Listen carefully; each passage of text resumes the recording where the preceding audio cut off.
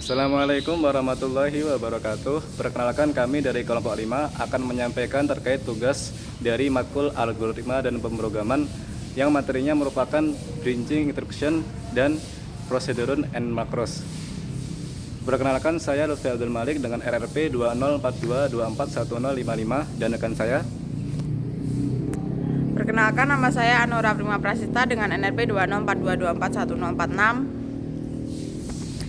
Perkenalkan, nama saya Imelda dari NRP 2042241013. Perkenalkan, nama saya Sanisha Putra dengan NRP 2042241085. Perkenalkan, saya Faris Amatulli dengan NRP 2042241028. Perkenalkan, nama saya Fahmi Syamsifalah dengan nomor NRP 2042242116. Jadi, apa itu branching instruction?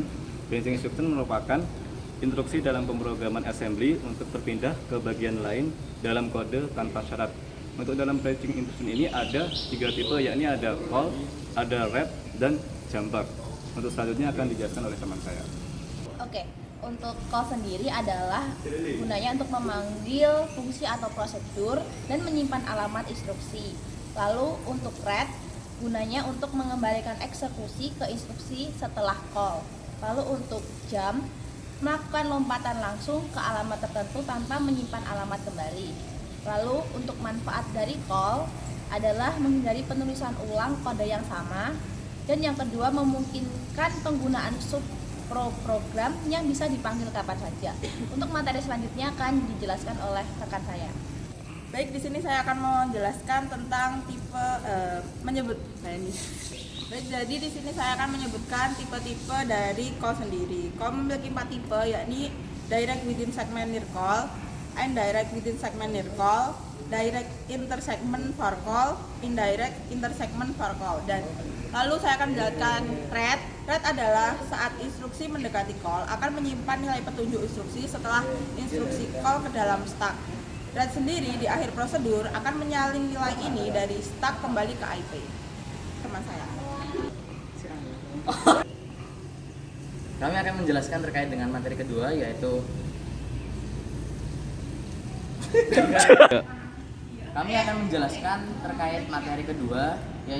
Procedure and macros assembly directive. Nah, assembler and procedure and macro itu adalah instruksi kepada assembler mengenai program yang sedang dijalankan. Lalu dapat mengontrol sebuah kode mesin pada pengaturan program, tapi tidak ada kode mesin yang dibuat untuk assembler sendiri. Instruction procedure macro assembler directive juga disebut sebagai procedure instruction, yang dimana digunakan salah satunya yaitu menentukan awal dan akhir program, melampirkan nilai pada variabel, mengalokasikan lokasi penyimpanan untuk data, input atau output, dan yang terakhir yaitu menentukan awal dan akhir segmen, prosedur macros, dan lain-lain. Untuk selanjutnya ada Common Assembly Commands, yaitu perintah dasar dalam bahasa assembly beserta jumlah clock cycles, jumlah bit yang diperlukan, dan penjelasannya. Untuk beberapa perintah yang penting, yang pertama ada data transfer, yang pertama ada move. Fungsi dari move ini adalah untuk memindahkan data antar register atau antara memori. Selanjutnya ada push untuk menyimpan data ke stack. Yang ketiga ada pop untuk mengambil data dari stack. Selanjutnya ada in, membaca data dari port I/O ke register. Terusnya ada out untuk menulis data dari register ke port I/O. Yang kedua ada aritmatika dan logika. Ada add atau add untuk menambahkan atau menyembahkan 2 operand.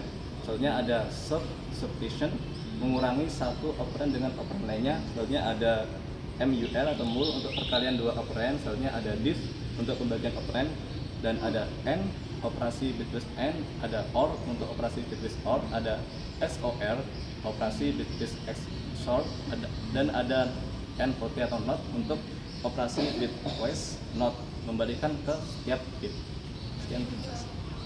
Di sini saya akan menyampaikan materi yang berjudul Procedure and Macro Assembly Direct Type. Di sini saya menyebutkan ada 4. Yang pertama ada DB. DB ini tentang variabel tipe data 8 bit yang mana menyisakan sejumlah lokasi memori tertentu untuk setiap variabel. Yang kedua ada DW. DW di sini variabel tipe kata 16 bit yang isinya menyimpan dua lokasi memori berurutan untuk setiap variabel. Lalu yang ketiga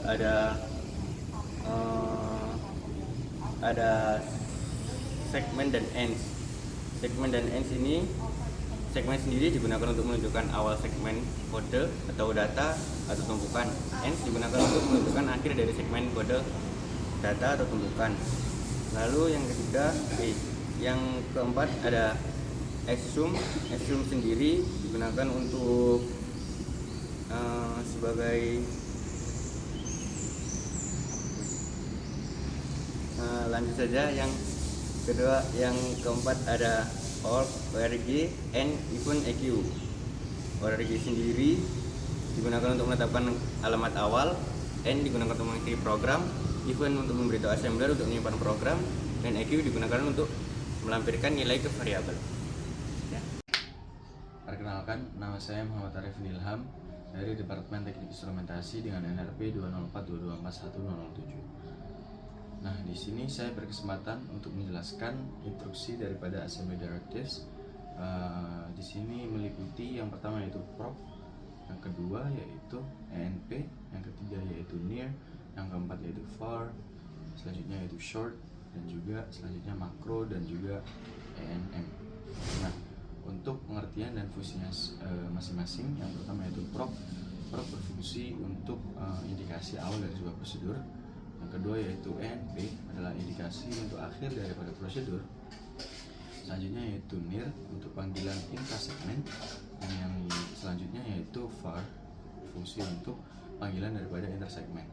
Nah, untuk fungsi selanjutnya yaitu fungsi short. Short berfungsi untuk menyimpan satu lokasi memori untuk pindahan 8 bit dalam instruksi jump. Selanjutnya yaitu fungsi daripada instruksi makro, fungsi untuk indikasi awal dari sebuah makro. Dan yang terakhir yaitu instruksi ENM, ENDM yang berfungsi untuk akhir dari makro. Sekian, terima kasih. Perkenalkan, nama saya Daniel Kiflan Katoroy dengan NRP 204224104. Percabangan dan control flow. CMP membagikan dua operate, JP lompat ke alamat tertentu tanpa syarat, JZ lompat jika hasil perbandingan 0, call memanggil subrutin atau fungsi, read kembali dari subrutin. Yang keempat, operasi bit. SHL shift left menggeser bit ke kiri sama dengan kalian 2. SHR shift right menggeser bit kanan sama dengan pembagian 2. Oke, sekian yang dapat kami sampaikan dari kelompok 5. Kurang lebihnya mohon maaf. Wassalamualaikum warahmatullahi wabarakatuh. Waalaikumsalam.